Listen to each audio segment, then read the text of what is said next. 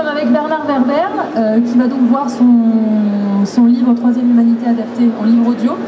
Et nous sommes donc avec le comédien Arnaud Romain, à côté de moi, et avec le directeur artistique donc, qui s'est occupé de ce livre audio, François Bellin. Voilà, bonjour à tous les trois. C'est la 4e fois que vous avez un livre qui est transformé en livre audio, en tout cas chez Audible.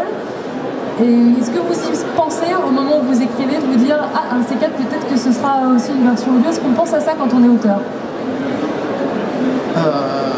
Non. Non. Par contre, quand j'avais écrit le premier livre, je me suis dit, tiens, ça serait bien qu'il y ait une version audio pour les aveugles, à l'époque, mais c'était en 91. Et pour moi, le livre audio, c'était pour les aveugles. Après, donc chaque fois qu'on me demandait est-ce qu'on peut avoir les droits pour ça, je disais oui, vous les donnez, c'est automatique. Et après, j'ai découvert que c'était plutôt une mode anglo-saxonne, notamment dans les pays du Nord, de faire des grands trajets de voiture en se mettant des cassettes. Et la première cassette que j'ai écoutée, c'est le portrait du maître flamand. Et je me suis aperçu que c'était extraordinaire. On n'avait pas la tyrannie comme pour le cinéma qui vous oblige à avoir un visage pour le héros, ni une lumière, ni une musique. Donc on pouvait continuer à avoir le lecteur, le récepteur audio pouvait avoir la possibilité de créer lui-même son propre décor dans la tête, mais il était porté par la voix de l'acteur, et la voix de l'acteur transporte énormément d'émotions. Ce qui est plutôt un plus, c'est-à-dire que autant le cinéma est une tyrannie pour les sens, autant le livre audio laisse encore l'imaginaire fonctionner. Si on vous dit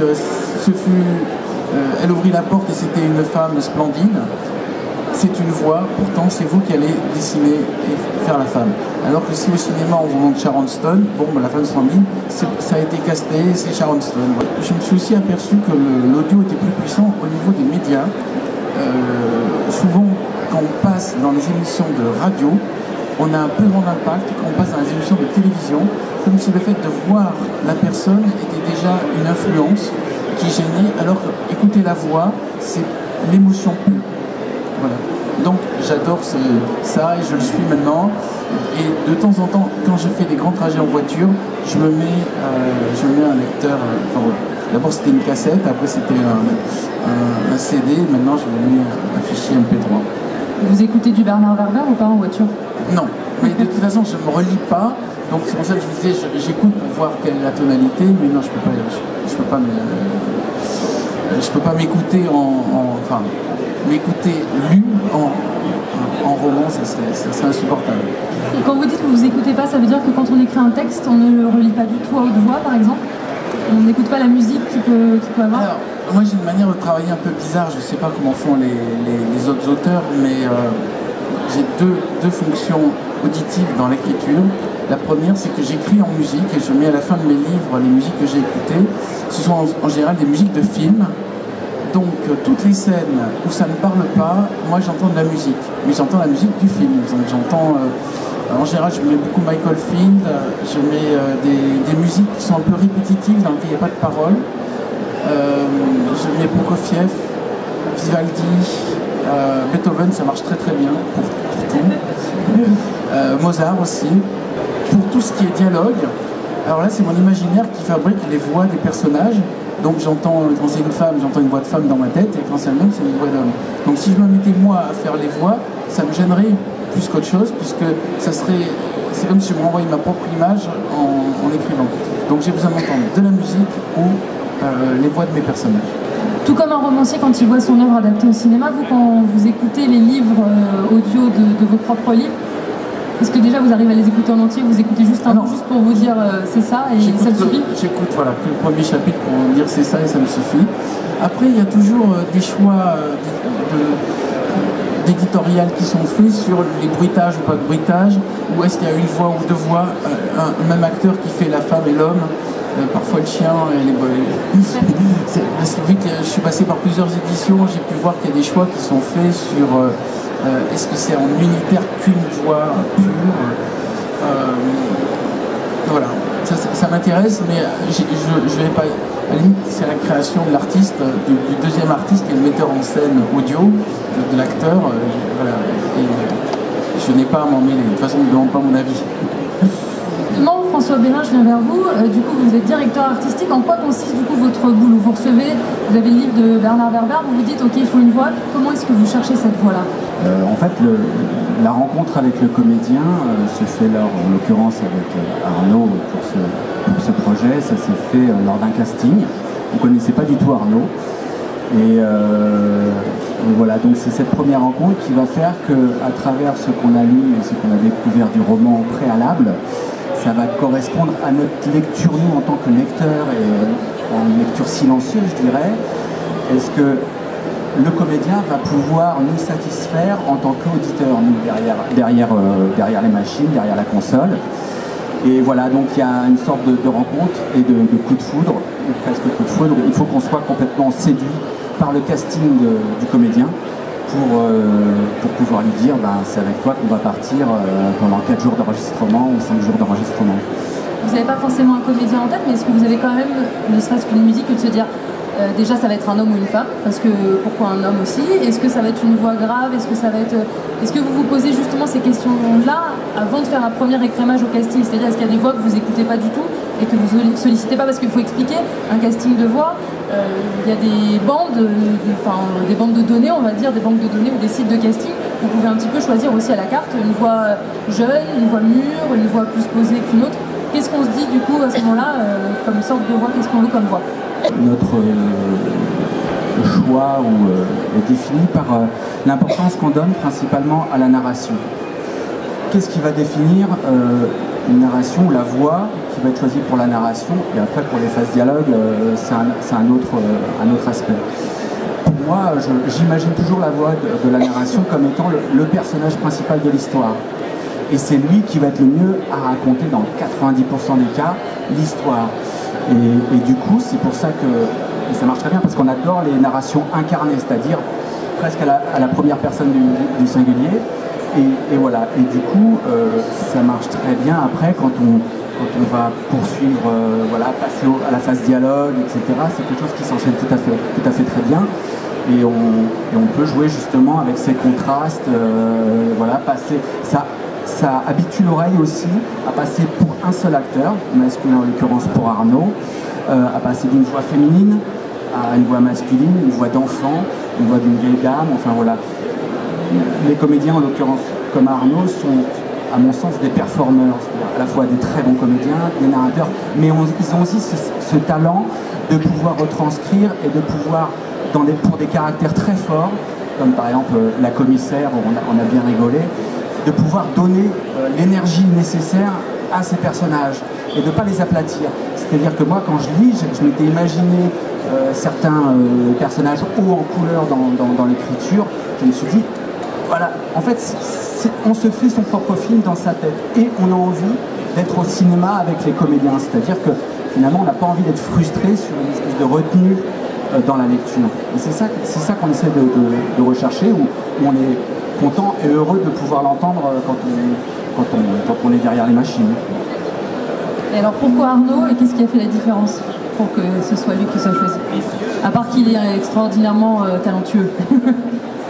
Arnaud déjà, il avait cette particularité dans sa voix qui me faisait penser, moi c'est la réaction que j'ai eue quand je l'ai entendu, il a ce côté grave mais en même temps ce médium, il a une voix sucrée. Et le côté sucre, ça correspondait très bien aux fourmis. Il y avait un sucre dans sa voix. Voilà. Et quand il incarnait le personnage fourmi principal, et voilà, je me disais, on peut très bien faire la bascule avec des personnages qu'on retrouve dans les romans de Georges Simenon, enfin la France des années 50, parce qu'on avait du mal à dater ce bouquin, on ne peut pas le dater.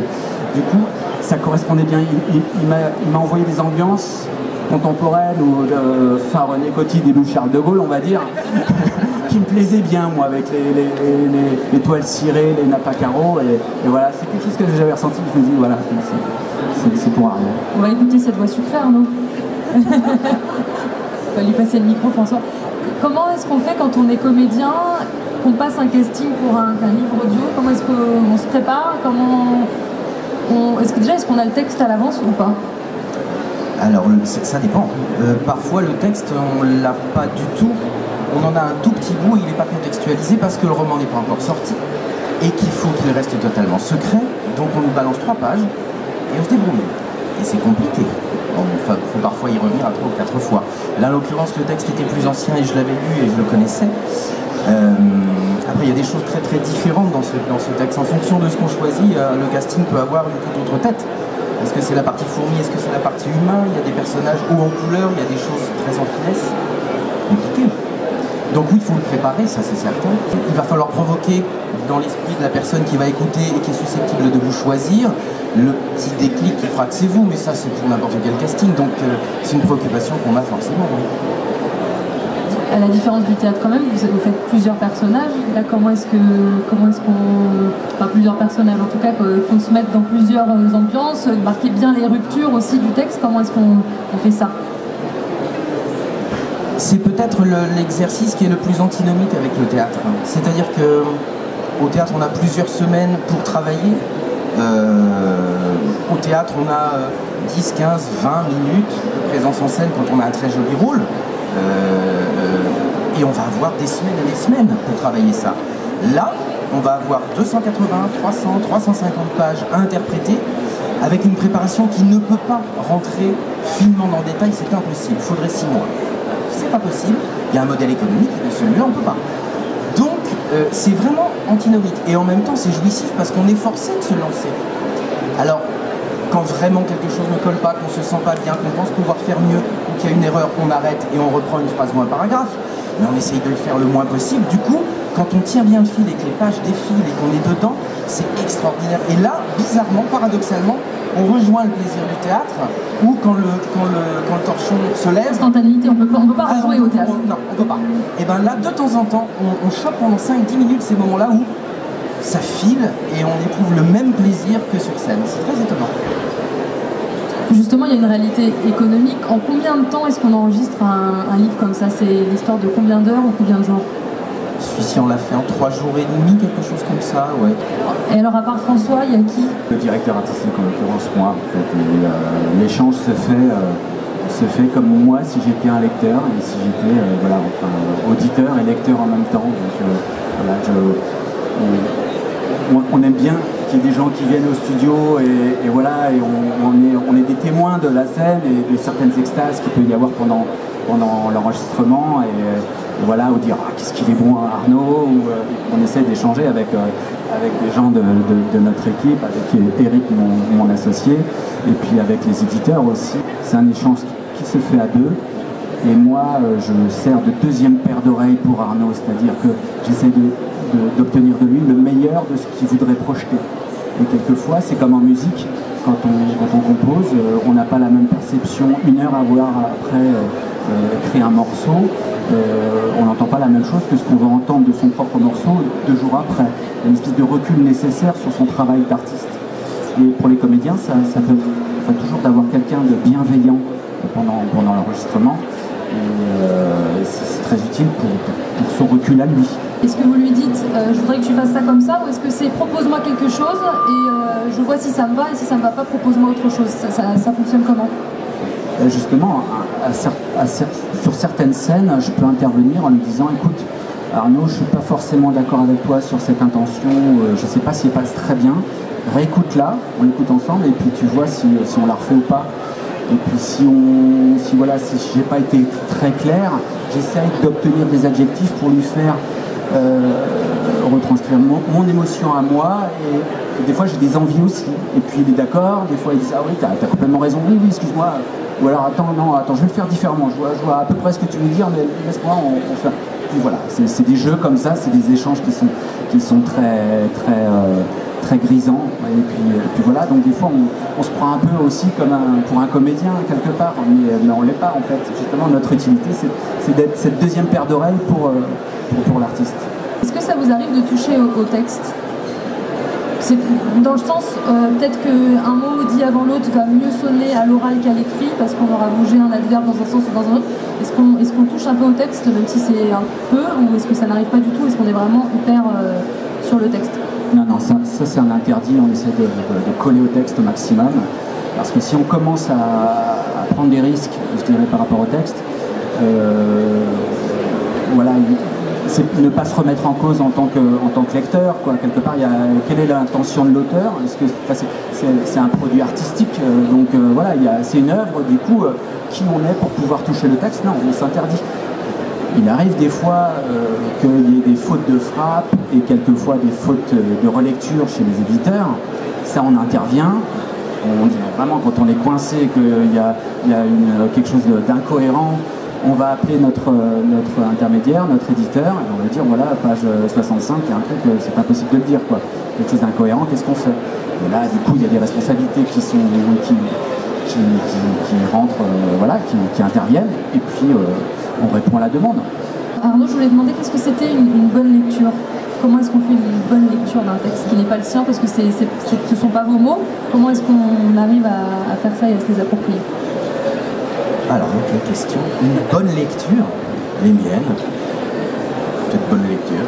Non, je sais pas. Non, il faut dire que ça a l'air super simple, parce que tout le monde se dit je sais lire, et il faut dire que ce travail est extrêmement compliqué et que sinon tout le monde ne peut pas le faire. C'est compliqué et puis c'est exténuant. Quand on enquille les heures comme ça, je peux dire que les 2 dernières, conserver la concentration pour que la qualité se maintienne et qu'à l'écoute un auditeur potentiel ne se dise pas oh là j'ai perdu le fil. Non, il faut que le fil soit tenu. Donc c'est vraiment un sacré travail. Une bonne lecture, elle doit tenir tout de même au travail préparatoire qu'on a pu faire, c'est-à-dire qu'il faut être le moins possible surpris par ce qui peut intervenir dans le texte. Donc dans les semaines qui ont précédé, moi généralement je sais que par exemple, j'essaye de lire 2 ou 3 fois le roman. Souvent quand on s'engage dans une réplique, on ne sait pas encore, ça va être écrit au bout de 5 ou 6 lignes. Potentiellement on ne sait pas qui la profère. Donc s'il faut interrompre le truc, ah oui c'est lui, donc on reprend. C'est une catastrophe. On coupe le fil à chaque fois.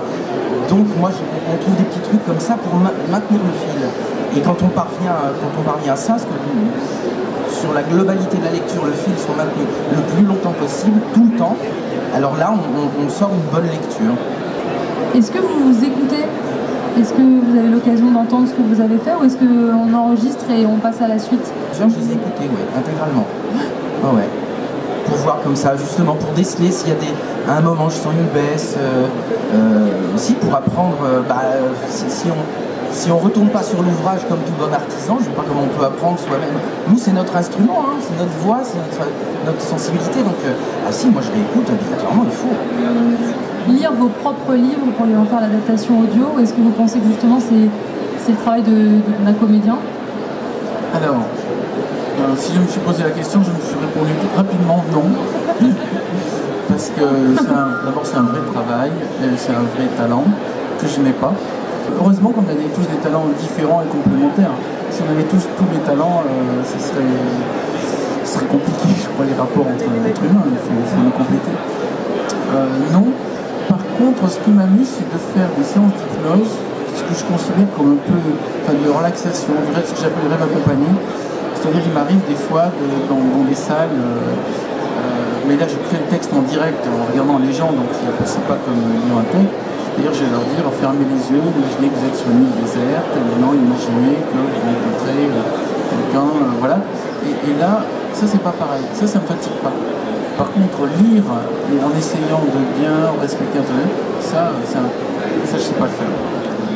Je sais lire, je peux lire, n'importe qui peut le faire. Est-ce qu'il faut encore faire ce travail de pédagogie et se dire non, une bonne lecture c'est compliqué, c'est un comédien, c'est du travail et c'est pas juste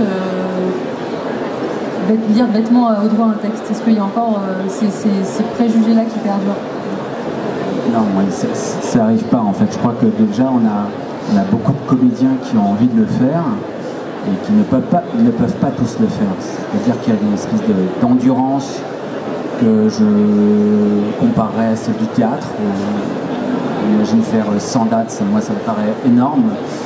Là on a quand même sur un livre où on peut avoir des projets qui font 1000 pages, il faut une grosse résistance, c'est-à-dire qu'on peut être en immersion totale en studio pendant ce qu'on appelle 6-7 heures de rec, d'enregistrement par jour. Et au niveau du cerveau, de la lucidité, du corps, la position du comédien est très importante en studio, même si on est assis. C'est-à-dire qu'il faut garder une énergie corporelle pour pouvoir envoyer, projeter. Voilà, je ne suis pas comédien, mais à force d'observer les comédiens, c'est ce que je ressens. Et on ressent avec eux la fatigue.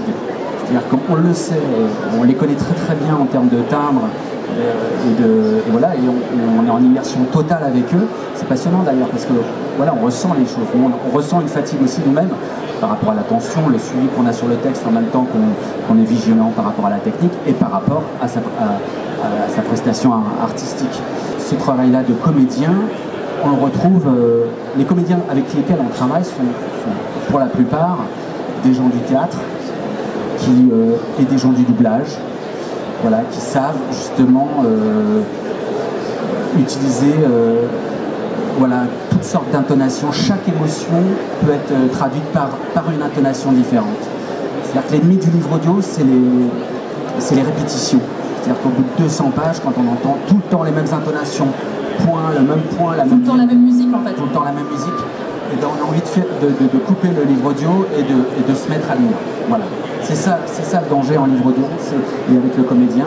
Un bon comédien, c'est quelqu'un qui a une variété d'intonations infinie. Et chaque émotion doit être traduite par une note de musique.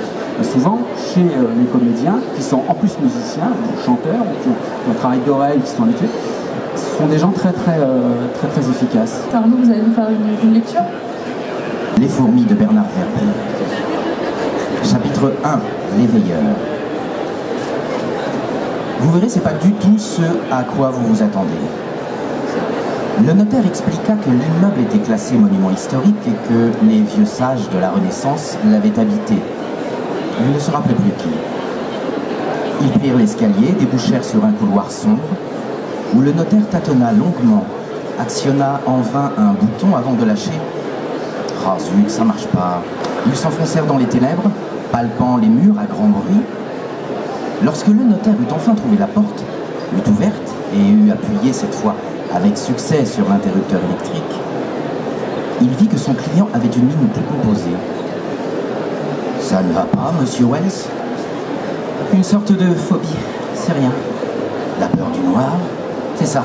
Mais ça va déjà mieux. » Ils visitèrent les lieux, c'était un sous-sol de 200 mètres carrés.